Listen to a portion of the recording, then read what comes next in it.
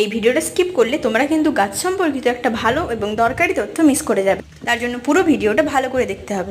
প্রায় 10 মাস আগে আমি একটা দেশি টগর ফুলের কাটিং বসিয়েছিলাম। যখন এই গাছটার বয়স ছিল 3-4 মাস, তখন এটা একটা ছোট টবের মধ্যে ছিল। পরবর্তীকালে আমি এই গাছটাকে একটা 10 ইঞ্চির টবে ট্রান্সফার করেছি। গাছটার জন্য এই টবটা অনেকটাই ছোট হয়ে গিয়েছে, কিন্তু আমি টবটার কোনো রকম পরিবর্তন না করে এই টবের মধ্যে আবার এই গাছটাকে বসাবো।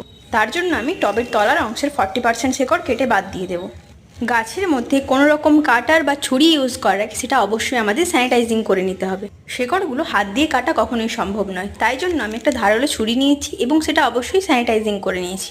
তোমরা এই কাজটা খুব সাবধানে করবে, না হলে গাছটা মারাও যেতে পারে। শেকড় কাটিংয়ের কাজটা কমপ্লিট হয়ে গেছে।